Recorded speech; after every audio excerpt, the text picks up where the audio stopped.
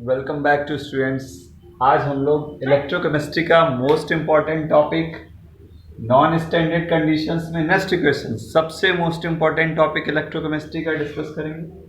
तो देखते हैं सब स्टूडेंट्स। तो स्टैंडर्ड कंडीशन में temperature 298 kelvin, concentration 1 m and pressure 1 atm लिया जाता है ना। और नॉन स्टैंडर्ड कंडीशन में इन कंडीशंस को फॉलो बिल्कुल भी नहीं स्टूडेंट्स किया जाएगा। ये टेम्परेचर 298 केल्विन ले सकते हैं, नहीं भी ले सकते हैं, सांद्रता 1 m नहीं ली जाएगी, प्रेशर 1 atm। लेकिन स्टैंडर्ड कंडीशन में तीनों कंडीशंस होना ही चाहिए, इसमें नहीं होना चाहिए। ठीक बेटा, तो ये डिफरेंस है। अब देखिएगा, मैंने इस कंडीशन को नेस्ट इक्वेशंस को बहुत आसानी इजी गोइंग तरीके से डिस्कस किया है, समझिएगा। स्पॉन्टेनियस रिडॉक्स रिएक्शंस है कि अभी एक बच्चे ने हमसे पूछा कि स्पॉन्टेनिटी क्यों होती, क्यों? क्योंकि ये रिएक्शन बेटा गैल्वेनिक सेल में वर्क करता है। और गैल्वेनिक सेल क्या होता है? Galvanic cell spontaneity redox reactions को शो करता है। अभी बताया गैल्वेनिक सेल की अप्लाई होता है, यहाँ पर सेल कौन सा अप्लाई होता है? Galvanic cell. अगर इलेक्ट्रोलाइटिक सेल होता तो आपका नॉन स्पॉन्टेनियस हो जाता है। लेकिन आपका ये कौन सा सेल है? स्पॉन्टेनियस रेडॉक्स रिएक्शन क्यों होगा? क्योंकि ये गैल्वेनिक सेल में प्रोसेस होती है। अब देखिए, सेल द्वारा किया गया कार्य, ये फिजिक्स का एक टर्म है। कार्य का फार्मूला होता है, कार्य W बराबर होता है Q आवेश गुणा विभव वोल्टेज V। अब आप लोगों ने पढ़ा है कि ये फिजिक्स का फार्मूला है, कार्य बराबर W बराबर Q इंटू V। और आवेश का बच्चे फार्मूला क्या होता है? Q बराबर N इंटू E। फिजिक्स के फर्स्ट पेपर में पढ़ा कि आवेश बराबर होता है नंबर ऑफ इलेक्ट्रॉन इंटू ई की वैल्यू 1.6 इंटू 10 की पावर माइनस 19।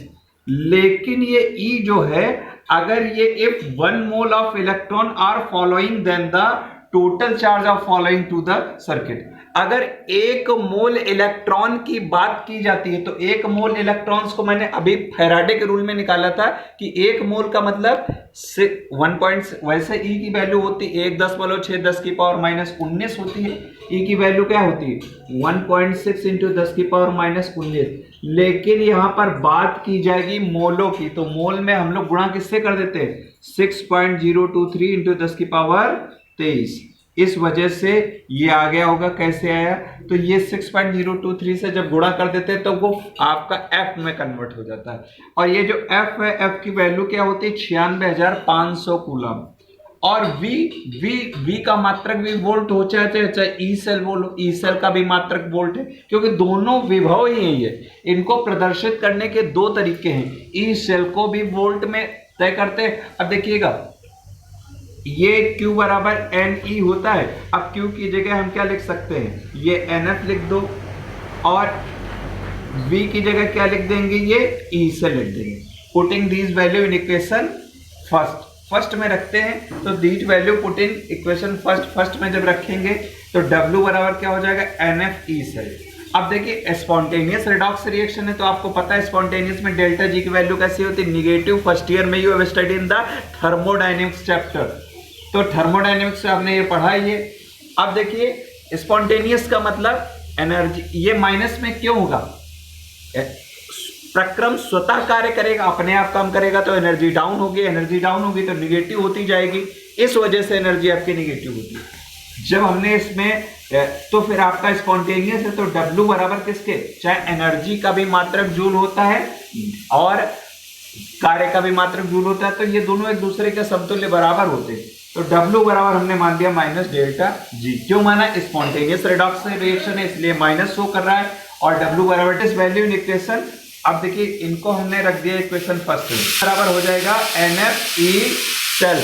हाँ, तो जब हम ये वैल्यू पुट की तो W की जगह हम लोगों ने डेल्टा G रख दिया। ये माइनस वाला साइन हम इस साइड ले गए तो माइनस NFE सेल, ये आ गया NFE cell minus NFE cell.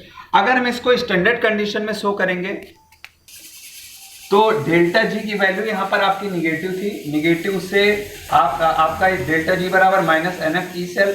और स्टैंडर्ड कंडीशन में इसको डेल्टा G नॉट जब लिखेंगे तो माइनस NFE नॉट सेल हो जाएगा। अब डेल्टा G क्या है? Gibbs free energy. N क्या है? Number of moles. F क्या है? 96,500 कूलम, पता ही है। अब एक थर्मोडायनेमिक्स की विशिष्ट इक्वेशन होती है, तो F क्या है, 96,500 कूलम आवेश है ये आपका एक मोल के लिए। एक स्पेसिफिक थर्मोडायनेमिक्स इक्वेशन ये आप लोगों ने पढ़ी थी कि डेल्टा जी बराबर delta G not plus R T L N Q. अब इस इक्वेशन में देखो डेल्टा जी की वैल्यू आपको पता है, ये डेल्टा जी की वैल्यू आपने ये निकाली है, ये निकाली बच्चों, और डेल्टा जी नॉट की वैल्यू दोनों सेम है, बस ई नॉट और करना है जी नॉट ई नॉट, तो ये दोनों वैल्यू हमने रख दी यहाँ पर। अब जब दोनों वैल्यू रख दी यहाँ पर डेल्टा जी की वैल्यू क्या है, गैस कांस्टेंट, टेम्परेचर, क्यों क्या होता है रिएक्शन कॉफिशिएंट। अब बेटा रिएक्शन कॉफिशिएंट को आगे हम लोग जब सॉल्व करेंगे तो होता है प्रोडक्ट की कंसंट्रेशन, अभी रिएक्टेंट कंसंट्रेशन बटेगा, लेकिन ये अभी आगे सॉल्यूशन में होगा, इसका कोई भी फॉर्मूले में यूज नहीं है, लेकिन मैंने बता दिया। अब इक्वेशन थर्ड की वैल्यू जब फोर्थ में रखेंगे तो क्या हो जाएगा, minus N F E cell minus N F E not cell plus R T L N Q. L N क्या है, नेचुरल लॉग। अब देखो इक्वेशन 5 बन गई है, इक्वेशन 5 में माइनस एन एफ से भाग दे दिया, minus N F minus N F minus N F, देखो ये माइनस से माइनस कैंसिल हो गया, एन एफ से एन एफ कैंसिल हो गया, माइनस से माइनस कैंसिल हो गया, एन एफ से एन एफ कैंसिल हो गया, है ना, ये प्लस माइनस मिलकर माइनस बना लेगा, तो ई सेल बराबर E not cell minus R T L N Q बटे एन एफ, यही आपकी नेक्स्ट इक्वेशन है। इसको और थोड़ा सॉल्व करते हैं। अगर हमने टेम्परेचर 298 केल्विन, आर बराबर की वैल्यू है 8.314 और एफ बराबर 96,500 कूलम पुट किया, तो पुट करने पर ये आ जाएगा, ये वैल्यूज पुट कर दी, तब ये रिक्वायर्ड इक्वेशन बन गई ई बराबर ई सेल बराबर ई नॉट सेल, इनको गुणा करने पर 0.059 बटे एन लॉग 10। अब देखिए ये सिंपल पहले एल एन लॉग था, नेचुरल लॉग, उसको सिंपल लॉग में 2.303 से गुणा कर दी, सिंपल लॉग 10 में बदल गया, तो लॉग 10 क्यू बन गया। यही आपका रिक्वायर्ड फॉर्मूला है, नेक्स्ट इक्वेशन का मोस्ट इंपॉर्टेंट है, और इस इक्वेशन से हाफ सेल और फुल सेल दोनों का एमएफ ज्ञात किया जा सकता है। एक बार फिर से समझ लीजिएगा। सबसे पहले क्या करिए, ये स्टैंडर्ड कंडीशन को फॉलो नहीं करेगा, 3 स्टैंडर्ड कंडीशन इसको फॉलो नहीं किएगा। स्पॉन्टेनियस रेडॉक्स रिएक्शन कार्य का फॉर्मूला होता है Q इंटू वी, आवेश बराबर Q बराबर Ne, और E जब भी एक मोल में निकाला जाएगा, आपको पता है, तो मोल में आपका 6.023 जो 10 की पावर 23 से गुणा हो जाएगा, तो वो E बराबर F के बराबर हो जाएगा, तो E बराबर NF और V बराबर E सेल पुट कर दिए, W बराबर NF E cell, spontaneous redox reaction है, डेल्टा G की वैल्यू निगेटिव, W बराबर कार्य हमेशा ऊर्जा के बराबर होता है, तो माइनस डेल्टा G पुट कर दिया हमने, तो एक स्टैंडर्ड नॉन स्टैंडर्ड कंडीशन, एक स्टैंडर्ड कंडीशन में हमने सेल बना लिया। अब फिर क्या होगा, इनकी एक थर्मोडायनेमिक्स इक्वेशन है, उनमें वैल्यू रख दिया, माइनस NF से डिवाइड कर लिए, आ गई आपकी रिक्वायर्ड, ये क्या है, यही आपकी इक्वेशंस है। फिर इसको T बराबर 298 केल्विन, R बराबर 8.314 केल्विन और कूलम में कन्वर्ट किया, और फाइनल रिक्वायर्ड वैल्यू आ गई। तो thanks lot all of you.